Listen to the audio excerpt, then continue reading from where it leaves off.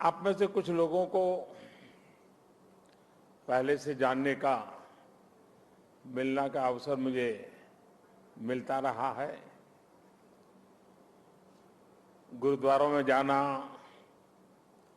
सेवा में समय देना, लंगर पाना, सिख परिवारों के घरों पर रहना, ये मेरे जीवन का एक बहुत बड़ा स्वाभाविक हिस्सा रहा है। यहां प्रधानमंत्री आवास में भी समय समय पर सिख संतों के चरण पड़ते रहते हैं और ये मेरा बड़ा सौभाग्य रहा है।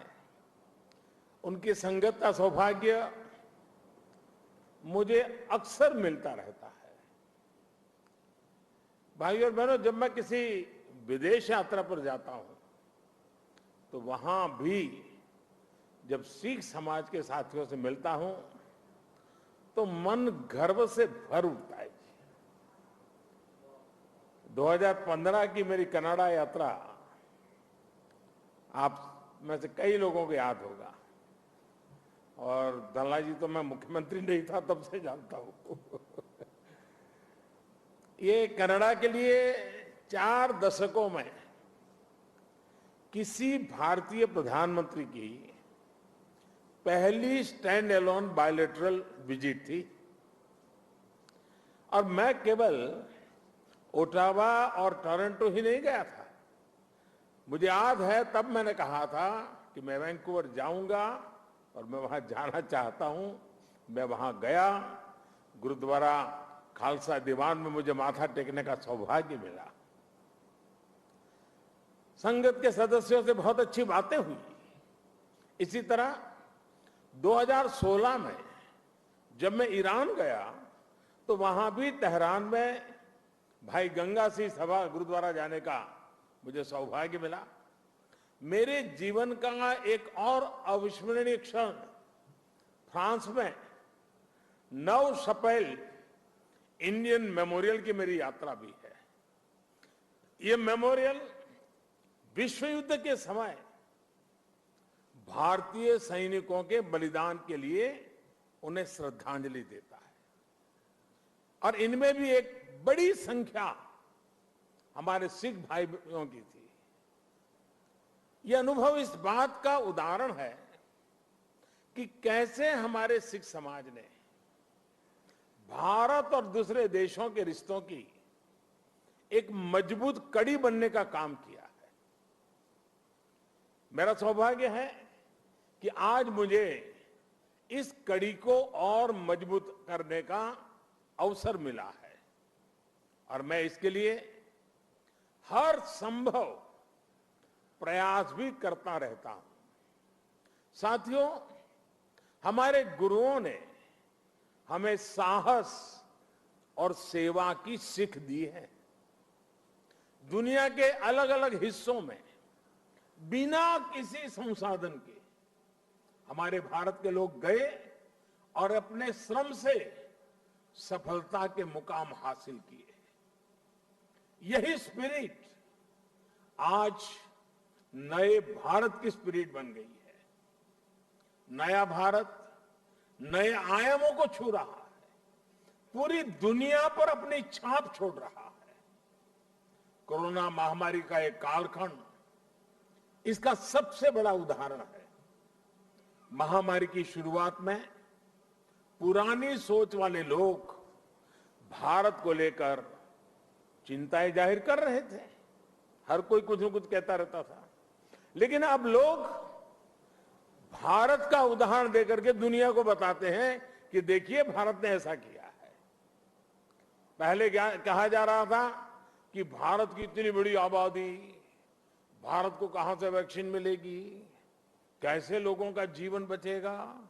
लेकिन आज भारत वैक्सीन का सबसे बड़ा सुरक्षा कवच तैयार करने वाला देश बनकर के आज उभरा है। श्री अकाल करोड़ों वैक्सीन डोज हमारे देश में लगाई चुकी है। आपको भी सुनकर गर्व होगा कि इसमें भी 99% वैक्सीनेशन हमारी अपनी मेड इन इंडिया वैक्सीनेशन से हुआ है। इसी कालखंड में हम दुनिया के सबसे बड़े स्टार्टअप इकोसिस्टम में से एक बनकर के उभरे हैं। हमारे यूनिकॉर्न्स की संख्या लगातार बढ़ रही है। भारत का ये बढ़ता हुआ कद, ये बढ़ती हुई साख, इससे सबसे ज्यादा किसी का सर ऊंचा होता है तो वो हमारे डायस्पोरा का है। क्योंकि जब देश का सम्मान बढ़ता है तो लाखों करोड़ों भारतीय मूल के लोगों का भी उतना ही सम्मान बढ़ जाता है। उनके प्रति दुनिया का नजरिया बदल जाता है। इस सम्मान के साथ नए अवसर भी आते हैं, नई भागीदारियां भी आती हैं और सुरक्षा की भावना भी मजबूत होती है। हमारे भारतीय डायस्पोरा को तो मैं हमेशा भारत का राष्ट्रदूत मानता रहा हूं। सरकार जो भेजती है वो तो राजदूत है, लेकिन आप जो है राष्ट्रदूत है। आप सभी भारत से बाहर मां भारती की बुलंद आवाज है, बुलंद पहचान है। भारत की प्रगति देखकर आपका भी सीना चौड़ा होता है, आपका भी सिर गर्व से ऊंचा होता है। परदेश में रहते हुए आप अपने देश की भी चिंता करते हैं, इसलिए विदेश में रहते हुए भारत की सफलता को आगे बढ़ाने में, भारत की छवि को और मजबूत करने में भी आपकी बहुत बड़ी भूमिका है।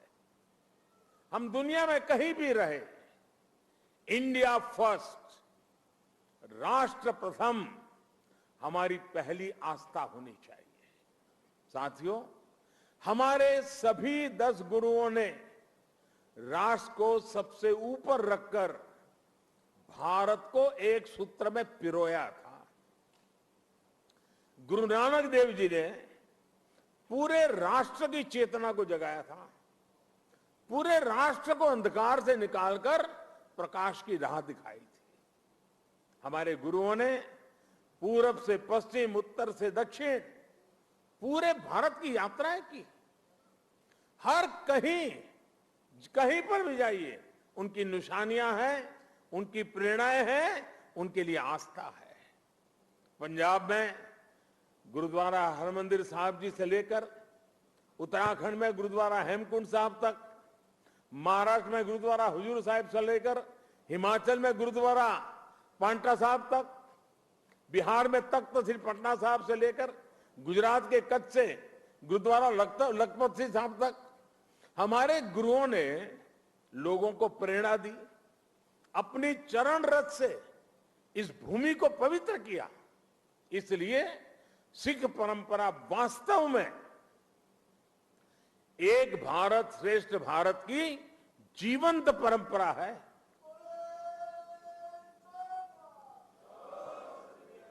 भाइयों और बहनों, आजादी की लड़ाई में और आजादी के बाद भी सिख समाज का देश के लिए जो योगदान है, उसके लिए पूरा भारत कृतज्ञता अनुभव करता है। महाराजा रणजीत सिंह का योगदान हो, अंग्रेजों के खिलाफ लड़ाई हो या जलियांवाला बाग हो, इनके बिना न भारत का इतिहास पूरा होता है, न हिंदुस्तान पूरा होता है। आज भी सीमा पर खड़े सिख सैनिकों के शौर्य से लेकर देश की अर्थव्यवस्था में सिख समाज की भागीदारी और सिख एनआरआई के योगदान तक सिख समाज देश के साहस, देश का सामर्थ्य और देश के श्रम का पर्याय बना हुआ है।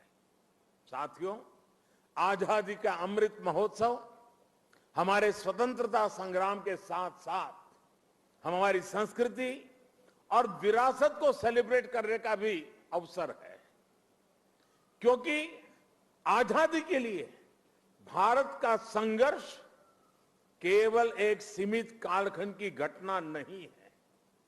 इसके पीछे हजारों साल की चेतना और आदर्श जुड़ी थी। इसके पीछे आध्यात्मिक मूल्य और कितने ही तप त्याग जुड़े हुए थे। इसलिए आज देश जब एक तरफ आजादी का अमृत महोत्सव मनाता है, तो साथ ही लाल किले पर गुरु तेग बहादुर जी का 400वां प्रकाश पर्व भी मनाता है। श्री अकाल। गुरु तेग बहादुर जी के 400वें प्रकाश पर्व के पहले हमने गुरु नानक देव जी का 550वां प्रकाश पर्व भी पूरी श्रद्धा के साथ देश विदेश में मनाया था। गुरु गोविंद सिंह जी के 350वें प्रकाश पर्व का सौभाग्य भी हमें ही मिला था। साथियों, इसके साथ ही इसी कालखंड में करतारपुर साहिब कॉरिडोर का निर्माण भी हुआ। आज लाखों श्रद्धालुओं को वहां शीश नवाने का सौभाग्य मिल रहा है। लंगर को टैक्स फ्री करने से लेकर हरमिंदर साहब को एफसीआरए की अनुमति तक, गुरुद्वारों के आसपास स्वच्छता बढ़ाने के लेकर उन्हें बेहतर इंफ्रास्ट्रक्चर से जोड़ने तक देश आज हर संभव प्रयास कर रहा है। और मैं सतनाम जी का आभार व्यक्त करता हूं। उन्होंने जिस प्रकार से वीडियो को संकलित करके दिखाया, पता चल सकता है कि पूरी श्रद्धा के साथ हर क्षेत्र में किस प्रकार से काम हुआ है। आप लोगों से समय समय पर जो सुझाव मिलते हैं, आज भी काफी सुझाव मेरे पास आपने दिए हैं। मेरा प्रयास रहता है कि उनके आधार पर देश सेवा के रास्ते पर आगे बढ़ता रहे। साथियों, हमारे गुरुओं के जीवन की जो सबसे बड़ी प्रेरणा है, वो है हमारे कर्तव्यों का बोध। आजादी के अमृत काल में देश भी आज कर्तव्यों को प्राथमिकता देने की बात कर रहा है। सबका साथ, सबका विकास, सबका विश्वास और सबका प्रयास, यही मंत्र हम सबको भारत के उज्जवल भविष्य को सुनिश्चित करता है। एक कर्तव्य केवल हमारे वर्तमान के लिए नहीं है, ये हमारे और हमारे देश के भविष्य के लिए भी है। ये हमारी आने वाली पीढ़ियों के लिए भी है। उदाहरण के तौर पर आज पर्यावरण देश और दुनिया के सामने एक बड़ा संकट है। इसका समाधान भारत की संस्कृति और संस्कारों में है। सिख समाज इसका जीता जागता उदाहरण है। सिख समाज में हम जितनी चिंता पिंड की करते हैं, उतनी ही पर्यावरण और प्लेनेट की भी करते हैं। प्रदूषण के खिलाफ प्रयास हो, कुपोषण से लड़ाई हो, या अपने सांस्कृतिक मूल्यों की रक्षा हो, आप सभी इसी तरह के हर प्रयास से जुड़े नजर आते हैं। इसी श्रृंखला में मेरा आपसे एक आग्रह भी और है। आप जानते हैं कि अमृत महोत्सव में देश ने के सभी जिलों में, यानी हर जिले में 75 अमृत सरोवर का संकल्प लिया है। आप भी अपने पिंडों में अमृत सरोवरों के निर्माण का अभियान चला सकते हैं।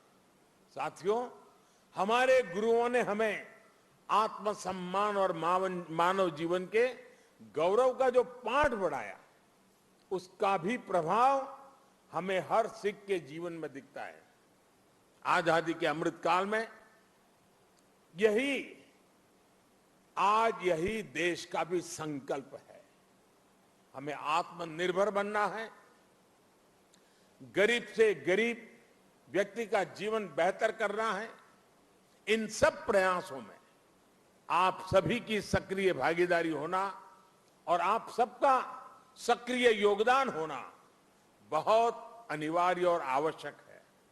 मुझे पूरा भरोसा है, गुरुओं के आशीर्वाद से हम सफल होंगे, जल्द एक नए भारत के लक्ष्य तक पहुंचेंगे।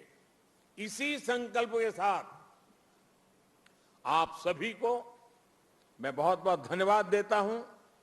आपका यहां आना वो मेरे लिए संगत से भी बहुत ज्यादा है। और इसलिए आपकी ये कृपा बनी रहे। और मैं हमेशा कहता हूं, ये प्रधानमंत्री निवास स्थान ये मोदी का घर नहीं है, ये आपका अधिकार क्षेत्र है, ये आपका है। इसी भाव से, इसी अपनेपन से हमेशा हमेशा हम मिलकर के मां भारती के लिए, हमारे देश के गरीबों के लिए, हमारे देश के हर समाज के उत्थान के लिए हम अपना कार्य करते रहें। गुरुओं के हम आशीर्वाद हम पर बने रहें। इसी एक भावना के साथ मैं फिर एक बार आप सबका बहुत बहुत धन्यवाद करता हूं। वाहे गुरु का खालसा, वाहे गुरु की फतेह।